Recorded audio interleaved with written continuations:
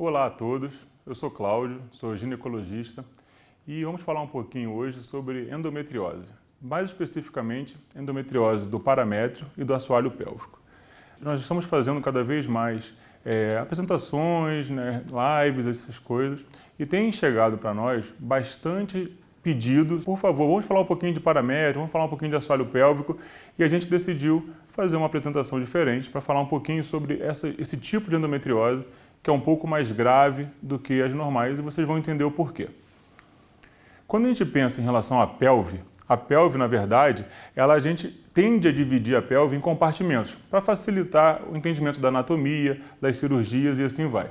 Então, quando a gente pensa no compartimento pélvico em geral, a pelve é aquela estrutura, aquela região mais baixa, mais próxima ao órgão genital da mulher, que está naquele oco do osso do quadril. E quando a gente pensa na pelve, em geral, ela é muito mais complexa do que simplesmente uma estrutura ginecológica ou anatômica. Então a pelve, na verdade, a gente divide na parte anterior, que geralmente comporta a bexiga e a parte anterior do útero, no posterior, que também é muito bem entendido quando a gente pensa no intestino, posterior ao útero, a gente sabe que passa o reto sigmoide, então é o compartimento posterior. Contudo, cada vez mais nós falamos sobre os compartimentos laterais da pelve, que seriam a parte ao lado do útero, ou ao lado das estruturas uterinas. Esse compartimento lateral é um compartimento muito complexo. Ele sempre foi muito discutido e muito bem conhecido anatomicamente nas cirurgias oncológicas, principalmente a de colo de útero. Contudo, as doenças benignas, como a endometriose, que tem esse caráter infiltrativo, que podem acabar acometendo e infiltrando outros órgãos, começou a se surgir ultimamente muita discussão sobre isso, porque sabemos que existe o potencial da endometriose acometer e infiltrar também o paramétrio. O paramétrio não é um órgão específico. O paramétrio, na verdade, não é igual ao útero, a bexiga, o intestino. Ele é uma região anatômica. Contudo, essa é uma região anatômica complexa, onde passam diversas estruturas nobres da pelve. Quando a gente pensa no paramétrio, então, como a gente falou, ele surge mais ou menos lateral ao colo do útero e ele se estende lateralmente ainda entre as camadas dos ligamentos largos. Basicamente, ele contém estruturas linfáticas, vasculares e nervosas, e assim como o ureter, a parte distal do ureter, antes do ureter alcançar a bexiga.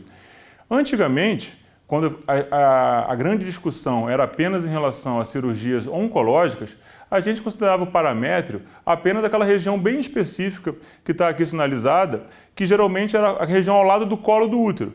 Bem nessa imagem aqui, temos o útero aqui para cima, o colo do útero aqui embaixo, a vagina lá embaixo, número 2, e os paramétrios seriam lateralmente.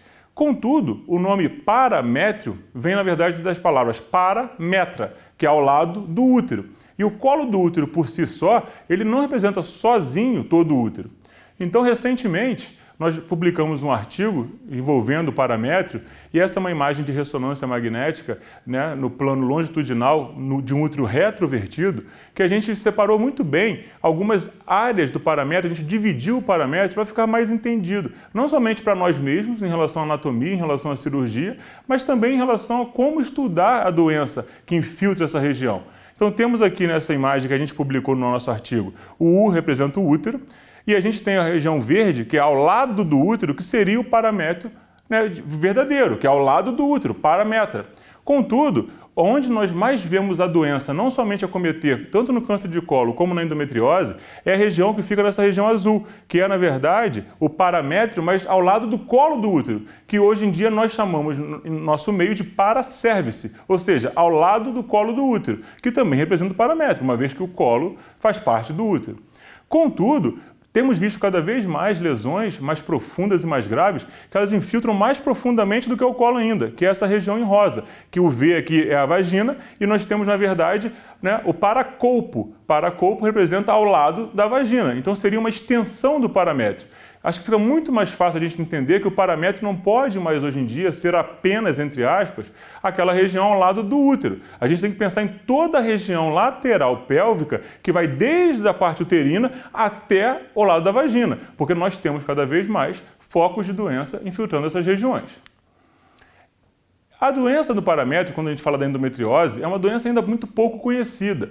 Em 2018, fizemos uma aula nos Estados Unidos que a gente apresentou que quando a gente vai fazer uma pesquisa bibliográfica de endometriose parametrial, a gente tinha naquele momento apenas 16 artigos que relacionavam essas duas palavras. Então, é uma doença muito pouco estudada e pior, quanto menos conhecimentos temos da doença, mais difícil é de você entender não somente essa anatomia, mas como abordar essa doença, como fazer o diagnóstico dessa doença dessa região.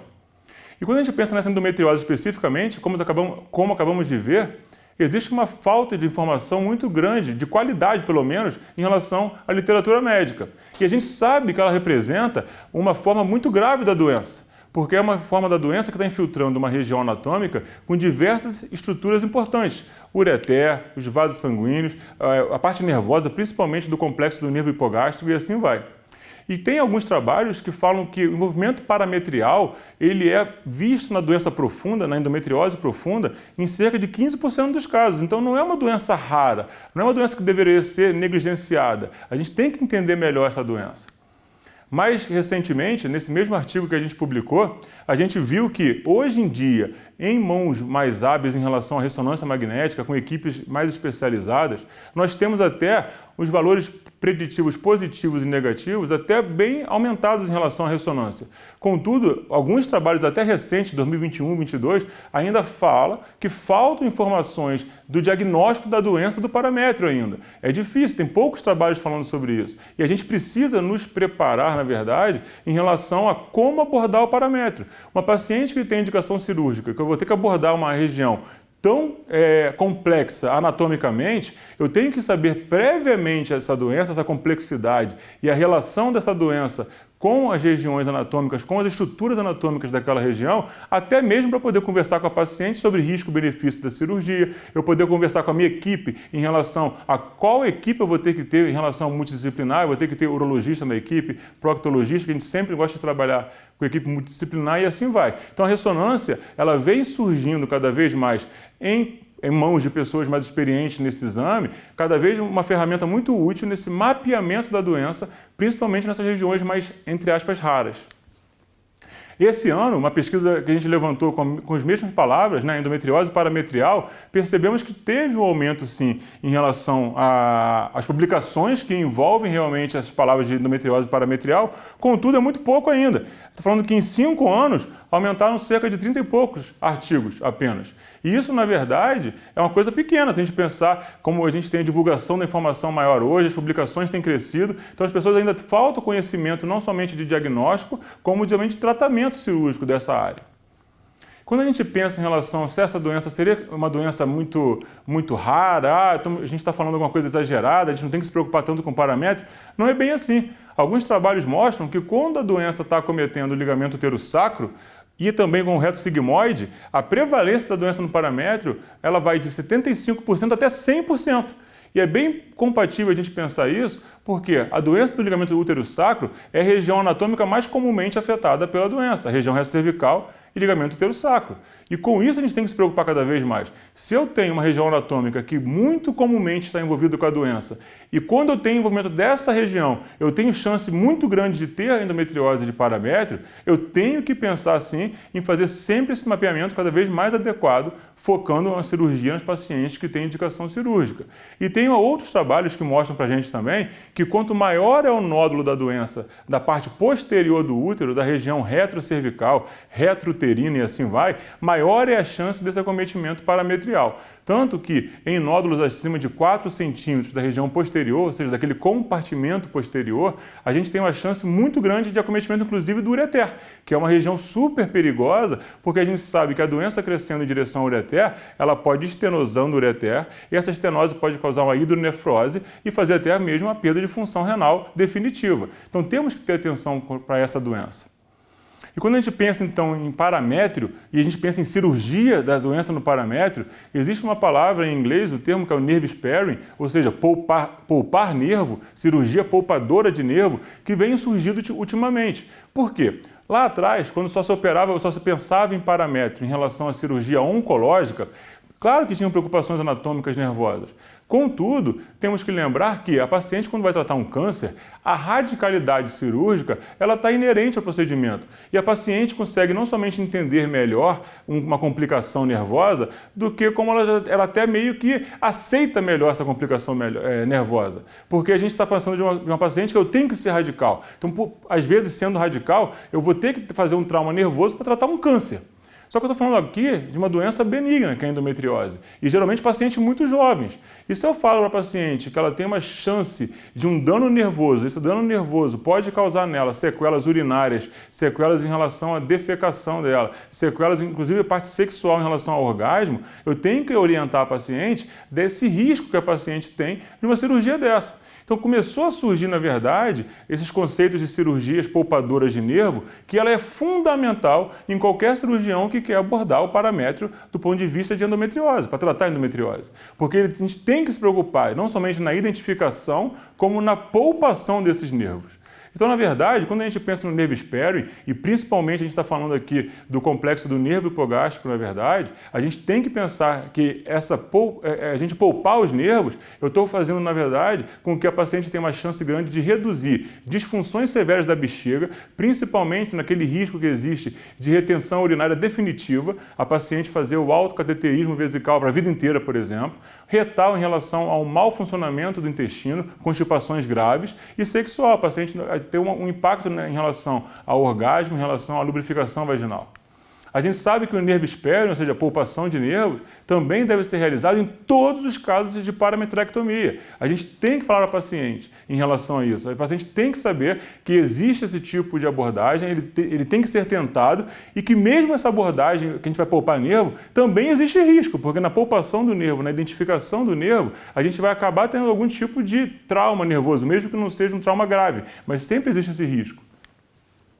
E, obviamente, que a gente tem que pensar sempre na radicalidade versus a preservação ou não do nervo. Por quê? Tem vezes que a doença infiltra o nervo de forma bem vista, inclusive na ressonância, por vezes. A ressonância pode, inclusive, mostrar para a gente um espessamento já do nervo por questões infiltrativas inflamatórias da doença. Então, quando você pensa na radicalidade, por exemplo, se eu tenho uma paciente que tem doença nos paramétros bilateralmente, que eles estão infiltrando, estão próximos ao nervo ou já em contato com o nervo, se eu for muito radical bilateralmente, eu vou ter chance maior de causar dano nos dois nervos que a paciente tem hipogástricos. E a gente pode fazer com que a paciente tenha mais chance de ter alterações nervosas graves. Então, por vezes, tem que caber na discussão da cirurgia da paciente que a preservação do nervo é importantíssima, sim, porque isso envolve a qualidade de vida dela. Contudo, às vezes, quando doença bilateral, você tem que ser um pouco mais parcimonioso em um lado para você evitar dano nervoso muito grave bilateral. Então, isso tudo tem que ficar muito bem discutido com a paciente. E mais do que isso, a equipe que vai operar a paciente, ela tem que conhecer essa anatomia e tem que estar com uma equipe muito diferenciada para que isso seja feito de forma adequada.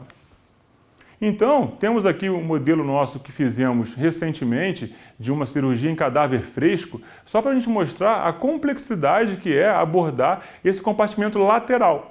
Quando a gente pega essa imagem aqui, a gente está vendo aqui em cima da gente o útero, aqui embaixo o intestino, o reto sigmoide. E a parte lateral aqui é a parte que a gente está falando de abordagem.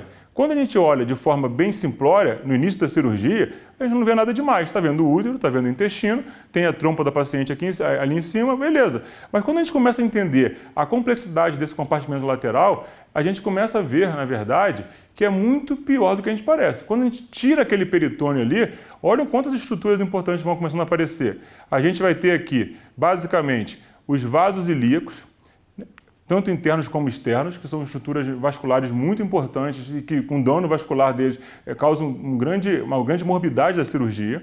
A gente tem aqui também a artéria uterina, mais superiormente ali. A gente tem o nervo obturador, nessa parte lateral, que é um nervo super importante. A gente tem o próprio ureter, que acabamos de falar, que ele faz parte em relação ao compartimento lateral. Ele desce lá do rim até a bexiga, passando por todo o compartimento lateral da paciente. A gente tem também, quando a gente filtra um pouquinho mais, as estruturas nervosas mais profundas. A gente está falando de raízes sacrais já, S1, S2, S3, S4. Então, quando falamos em relação a essa complexidade nervosa, temos casos que às vezes a doença ela infiltra essa região, inclusive as raízes sacrais, ou pelo menos estão naquele fáscia pré-sacral, aquela estrutura conjuntiva acima da parte nervosa.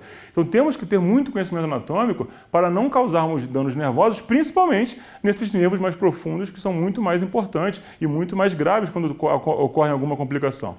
Então, só para a gente lembrar, e obviamente, que depois da raiz sacral a gente tem o nervo pudendo mais superiormente. Então, é uma região anatômica muito complexa. E quando a gente aborda mais a lateralidade ainda, a gente está chegando em regiões, na verdade, anatômicas, que a gente está falando já de ligamento sacroespinhoso, a gente está falando já do nervo ciático. Tivemos alguns casos de cirurgias em nervos ciáticos que a doença infiltrava o próprio nervo. Existem alguns relatos na literatura de 100 casos de nervo ciático de um mesmo médico. Então temos que conhecer muito bem essa anatomia, temos que saber que a doença pode infiltrar essa região e sabemos que quando você pensa em cirurgia da endometriose, você está pensando em tirar a doença completamente. Eu quero eliminar a doença. Não adianta deixar a doença um pouquinho ali, outra ali, que isso é um tratamento incompleto. E às vezes não adianta nada da paciente. E por vezes vai fazer parte da cirurgia, quando ela é bem mapeada previamente, a abordagem dessas regiões, inclusive do nervo ciático. Então temos aqui mais uma vez as raízes sacrais e lembrando então que a doença pode sim acometer essa região. Então as pessoas têm que conhecer essa anatomia e têm que saber abordar essa anatomia de forma muito cuidadosa e com esses detalhes que a gente está falando aqui. Até o nervo, lá embaixo o nervo pudendo. Beleza? Então, isso basicamente aqui é uma anatomia bem lateral da pelve. Obviamente que são casos mais raros, nem todo caso chega a esse ponto, mas a gente tem que saber que isso existe. E quando você pensa agora em imagem de cirurgia real, ou seja, cirurgia em humano vivo, certo? A gente pensa que essa navegação por essas estruturas, elas envolvem conhecimento de espaços também avasculares. Então, você pega aquela imagem muito semelhante que tinha anteriormente, a gente está aqui com o intestino aqui embaixo, o útero está aqui em cima, bem aqui em cima, e aqui é o compartimento lateral. Todos isso aqui é o lateral da paciente. Então, quando você pensa nesses espaços laterais, a gente trabalha sempre tentando preservar os fáscias, que são esses tecidos conjuntivos que revestem essas partes. Eles são avasculares, então você consegue navegar por eles de forma mais segura, sem tanto sangramento.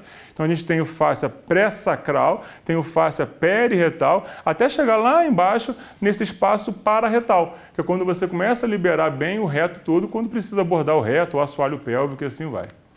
Mais uma vez, a gente está falando aqui, aquela era uma visão mais medial, essa é uma visão mais lateral, mas basicamente a mesma coisa, temos o útero aqui em cima, o reto aqui embaixo, e aqui nós estamos abordando esse espaço pararretal. Então temos mais uma vez aqui o fáscia pré-sacral lateralmente, a gente tem mais uma vez o fáscia periretal e lá embaixo o espaço periretal. Então, a gente conhecer bem esses espaços é muito importante, porque navegando por eles, a gente vai conseguir alcançar regiões anatômicas que a gente quer, preservando tudo que a gente precisa preservar.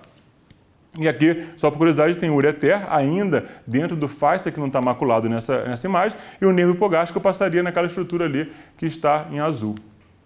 Continuando, quando a gente pega agora o lado direito da pelve, lembrando que ali a gente estava tratando do lado esquerdo da pelve, a gente tem outras regiões anatômicas de espaços que a gente consegue navegar de forma segura também. Deixando o ureter no meio, né, como marcador, e o ureter está bem aqui, né, a gente tem medial ao ureter, em rosa, em roxo, né, o espaço de Okobayashi, que a gente chama, que foi quem descreveu esse espaço, né, medial ao ureter. E esse espaço, quando você consegue caminhar por ele, você vai indo até lá embaixo no espaço pararretal de forma segura, depois que você identificou o nervo.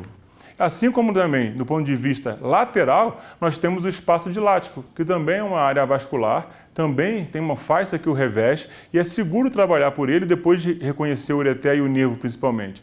E esse espaço dilático, ele também desce em direção lá ao assoalho pélvico, e é uma região muito importante quando a gente vai trabalhar a fossa ovárica, que muito comumente está acometida por endometriose peritoneal. E muitas vezes temos que fazer aquela ressecção da fossa ovárica. Então, conhecendo os espaços, nos permite ter realmente uma abordagem muito mais segura em relação a você não causar dano em relação à cirurgia. Toda cirurgia tem risco, mas quanto mais eu conhecer a anatomia e mais eu tiver treinamento nessas abordagens, melhor para a paciente. Aqui é um exemplo clássico de uma paciente que fizemos há um tempo atrás, que a gente percebe, né, um foco de endometriose bem aqui, é bem visível, acho que todo mundo consegue reconhecer esse foco aqui.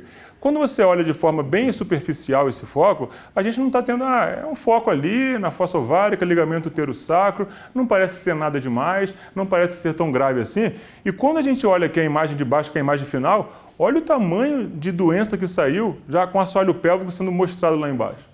Então, na verdade, esse foco que parecia bem superficial ou pequeno, ele era a ponta de um iceberg que a paciente depois chegou nessa região aqui, que fez com que teve que tirar um nódulo tão grande da paciente, que, na verdade, isso só foi mapeado com um exame físico adequado, com um exame de imagem, porque muitas vezes esse nódulo poderia ser negligenciado e não tratado de forma adequada, porque poderia ficar doença lá no paramétrio inteiro, ou no paracérvix, no paracolpo, nessa região que é muito profunda, até mesmo em assoalho pélvico. Então tem até um vídeo de forma resumida aqui, que é a abordagem desse nódulo, né, de forma resumida. Então toda aquela questão da sistematização cirúrgica, reconhecendo as estruturas, os espaços que a gente conversou anteriormente, chegando lá naquele foco, aí já está com o espaço pararretal totalmente dissecado já, o nervo bem visível aí, que está sendo até demonstrado no vídeo, e quando você pensa, o intestino inclusive estava colado naquela doença. Tinha até um nódulo de intestino grande nessa doença ali.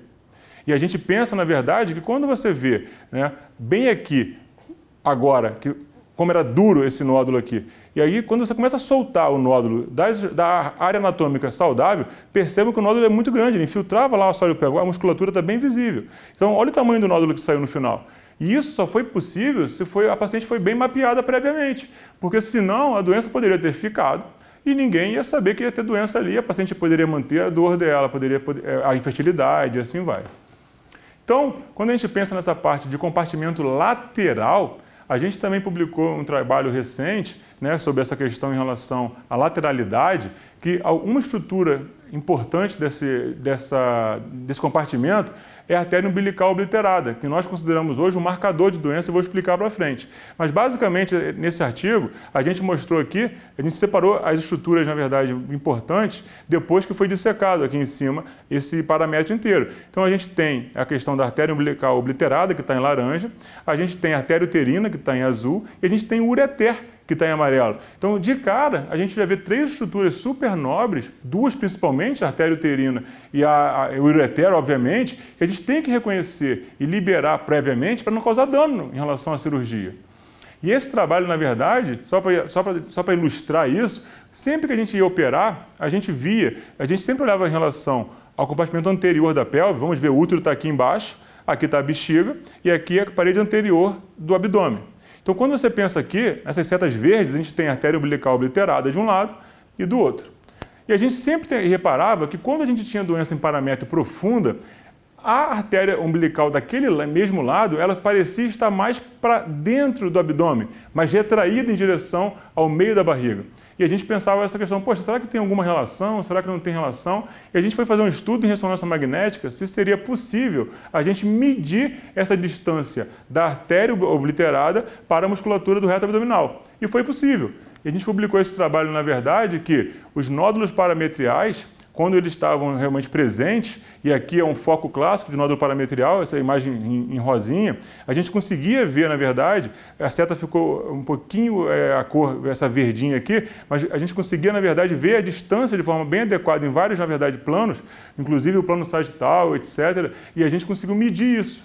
E quando a gente mediu isso, a gente teve uma significância estatística de que, realmente, quando tem uma doença no paramétrio, a gente tem uma tendência que aquela artéria obliterada daquele lado, ela realmente tem uma tendência a estar mais retraída para dentro da cavidade abdominal.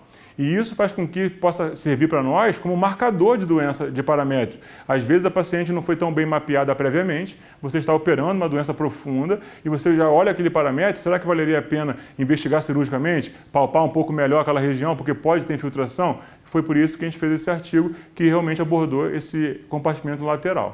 E aí, para terminar, a gente está falando um pouquinho mais em relação ao nódulo profundo. O que significa isso? Nós vimos que aquele compartimento lateral envolve toda aquela região ao lado do útero, ao lado do colo do útero, ao lado da vagina. Paramétrio, paracérvix e paracolpo. Ou paramétrio em geral, tudo bem.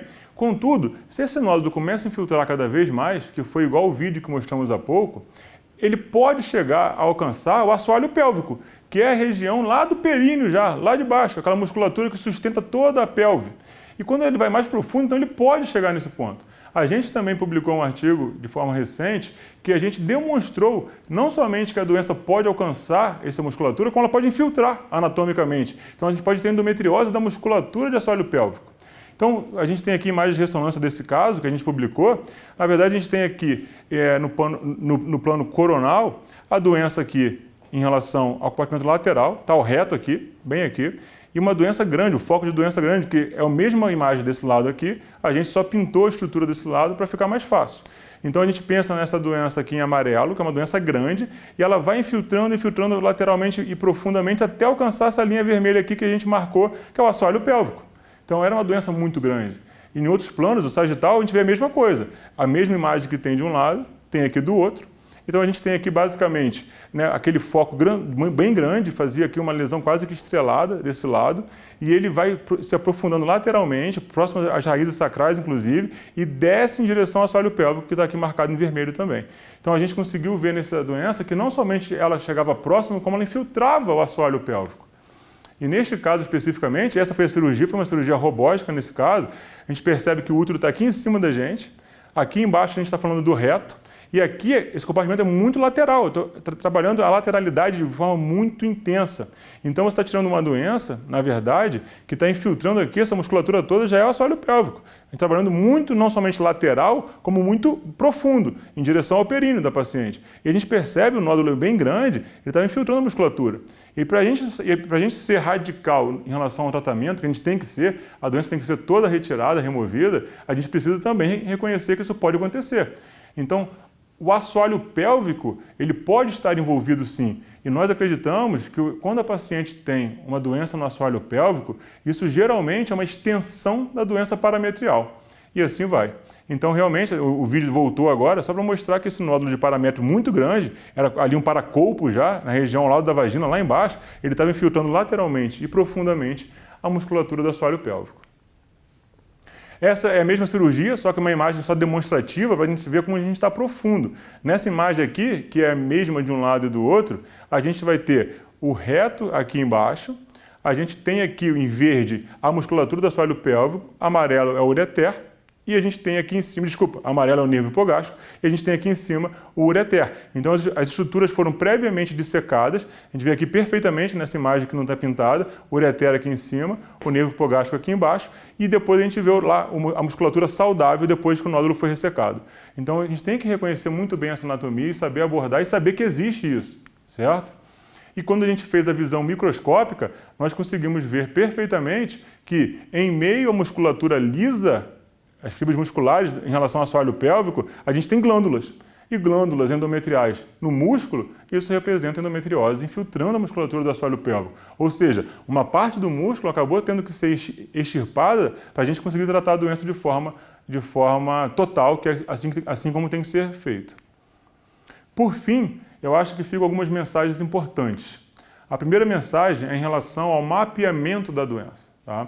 A gente sabe que o diagnóstico da endometriose, até hoje, ele consiste em biópsia. Para eu falar que a paciente tem endometriose, eu tenho que pegar aquela peça anatômica, mandar para a patologia, e a patologia vai dizer, olha, eu vi endométrio, igual a gente acabou de mostrar. Tinha músculo, mas tem endométrio, tem glândula endometrial. Isso confirma endometriose. Contudo, hoje em dia, nós não precisamos ter a biópsia de forma obrigatória para estarmos autorizados a considerar endometriose pacientes com sintomas clássicos, exame físico clássico e também exames de imagem que são sugestivos.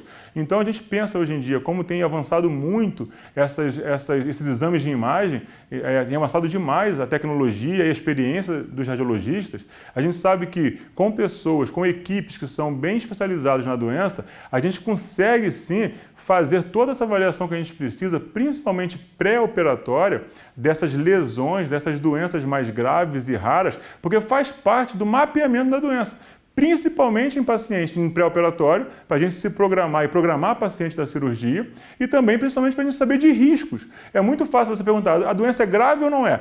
Uma coisa é falar que a doença é grande, a outra coisa é falar que ela é grave. A gravidade, geralmente, ela envolve o quê? quando a paciente tem o envolvimento da doença em estruturas nobres, como ureter, nervos e assim vai. E para isso eu preciso de um mapeamento adequado prévio.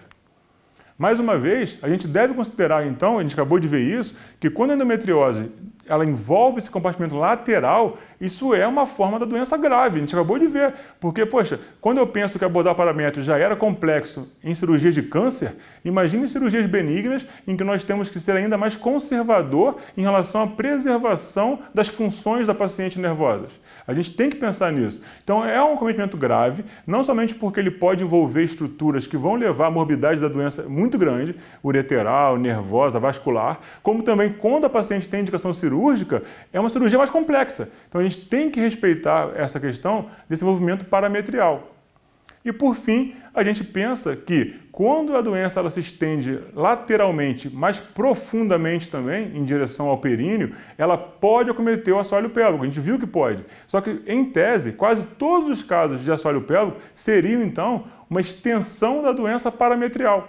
É muito difícil a gente ter doença perineal de forma espontânea. Existem alguns relatos na literatura de pacientes que fizeram episiotomia no parto vaginal delas. Existem alguns relatos dessas pacientes especificamente de terem endometriose onde foi a musculatura divulsionada e cortada na episiotomia. Contudo, sem a paciente ter essa história de episiotomia, é praticamente quase impossível a doença surgir no assoalho pélvico de forma espontânea. Como a gente sabe que existem casos de doença que a gente não explica muito bem, a gente vai considerar que quase todos os casos, principalmente em pacientes sem episiotomia prévia, que invadem o períneo, invadem essa musculatura, elas seriam uma extensão dessa doença lateral. Uma doença mais grave foi crescendo, por vezes negligenciado os sintomas, os exames e assim foi, e a paciente acabou tendo uma doença mais profunda que é mais difícil de ser abordada ainda. E eu agradeço aqui a atenção de todos e deixo no final um convite. Nós vamos fazer esse ano, em outubro, mais um módulo do nosso curso de sistematização cirúrgica em cadáver fresco, que é um curso que o meu pai fazia durante todos os anos, que a gente desenvolve esse treinamento completo dessa abordagem, não somente lateral, que é o que a gente falou aqui, mas também anterior e posterior da pelve. Convido vocês a esse curso. Muito obrigado.